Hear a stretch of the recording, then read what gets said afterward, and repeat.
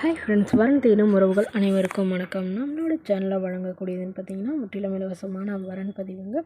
So இந்த பதிவில் கூட உங்களுக்கான வாழ்க்கை துணை அமையலாம். வாங்க இன்றைய இலவசங்களை பார்ப்போம். ஷகீலா, வயது 35 வயது ஆகுதுங்க. ராசி தனுசு ராசிங்க. ஜாதின்னு பார்த்தீங்கன்னா இந்துல தேவர் சமுதாயத்தை சார்ந்தவங்க. இதில் உட்பிரிவு எதுவாக இருந்தாலும் சம்மந்தம் சொல்லியிருக்காங்க. படிப்பு பிசிஏ முடிச்சிருக்காங்க. இவங்க ப்ரைவேட் கம்பெனியில் வேலையில் இருக்காங்க. இவங்களோட திருமண நிலையின்னு பார்த்தீங்கன்னா செகண்ட் மேரேஜ் தாங்க. ஸோ வரக்கூடிய ஃபஸ்ட்டாக இருந்தாலும் ஓகே, செகண்டாக இருந்தாலும் ஓகேன்னு சொல்லியிருக்காங்க. இவங்களுடைய முகவரின்னு பார்த்தீங்கன்னா கும்பகோணத்தை சார்ந்தவங்க. மணமகளுடைய வசதி நிலைன்னு பார்த்தீங்கன்னா இவங்க சாதாரண நடுத்தர குடும்பம் தாங்க. சொந்தமாக வீடு மட்டும்தான் இருக்கிறதா சொல்லியிருக்காங்க. மற்றபடி பெருசாக வசதியெல்லாம் எதுவும் இல்லைங்க. இவங்க தனியார் நிறுவனத்தில் மாதம் ஒரு 15,000க்கு மேலே சம்பளம் வாங்குறதா சொல்லியிருக்காங்க.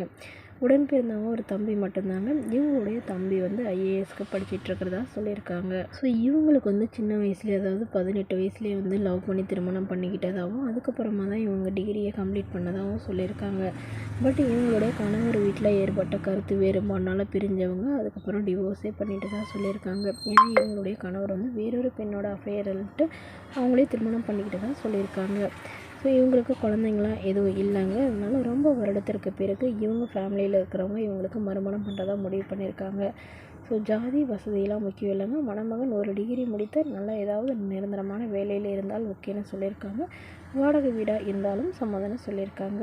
இந்த மணமகளை உங்களுக்கு பிடித்திருந்தால் கீழே உள்ள வாட்ஸ்அப் நம்பரை தொடர்பு கொள்ளவும். அடுத்த வரன் பெயர் பார்த்தீங்கன்னா மித்ரா, வயது 36 வயது ஆகுதுங்க. ராசி மேச ராசிங்க. ஜாதின்னு பார்த்தீங்கன்னா இந்துல தேவர் சமுதாயத்தை சார்ந்தவங்க. இதில் உட்பிரிவு எதுவாக இருந்தாலும் சம்மதம்னு சொல்லியிருக்காங்க. படிப்பு பிசிஏ முடிச்சிருக்காங்க. இவங்க ப்ரைவேட் கம்பெனியில் வேலையில் இருக்காங்க. இவங்களோட திருமண நிலைன்னு பார்த்தீங்கன்னா செகண்ட் மேரேஜ் தாங்க. ஸோ வரக்கூடிய ஃபஸ்ட்டாக இருந்தாலும் ஓகே, செகண்டாக இருந்தாலும் ஓகேன்னு சொல்லியிருக்காங்க. இவங்களுடைய முகவரின்னு பார்த்தீங்கன்னா கோவையை சார்ந்தவங்க. மணமகளுடைய வசதி நிலைன்னு பார்த்தீங்கன்னா இவங்க ஓரளவு வசதியெல்லாம் இருக்குதுங்க. சொந்த வீடு இருக்கிறதா சொல்லியிருக்காங்க. அது இல்லாமல் நிலமும் ஒரு ஏக்கர் இருக்குதுங்க. ஸோ அதெல்லாம் குத்தகைக்கு விட்டுருக்கிறதா சொல்லியிருக்காங்க. இவங்களுக்கு உடன் பிறந்தவங்க ஒரு அக்கா மட்டும்தாங்க. அவங்களும் திருமணமாகி செட்டில் ஆகிட்டு தான் சொல்லியிருக்காங்க. ஸோ இவங்களுடைய அக்கா கவர்மெண்ட் ஜாபில் இருக்காங்க. அப்பா ப்ரைவேட் ஜாபில் இருக்காங்க. அம்மாவும் கவர்மெண்ட் ஜாபில் இருக்கிறதா சொல்லியிருக்காங்க. ஸோ இவங்களுடைய எதிர்பார்ப்புன்னு பார்த்திங்கன்னா இவங்களும் கவர்மெண்ட் எக்ஸாமுக்கு படிச்சுட்டு இருக்கிறதா சொல்லியிருக்காங்க.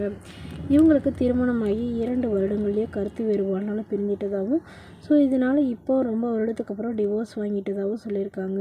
இப்போ இவங்க ஃபேமிலியில் இருக்கிறவங்க இவங்களுக்கு மறுமணம் பண்ணுறதா முடிவு பண்ணியிருக்காங்க. ஸோ ஜாதி இவங்களோட ஜாதியே இருந்தால் பெட்டராக இருக்கும்னு எதிர்பார்க்குறாங்க. ஸோ இந்த மணமகள் தன்னோட ஃபோட்டோ கொஞ்சம் மறைச்சி போடுங்க. நேரில் கேட்குறப்ப ஃபோட்டோ கொடுத்துருங்கன்னு சொன்னதுனால ஃபோட்டோ கொஞ்சம் மறைச்சி போட்டுக்கோங்க.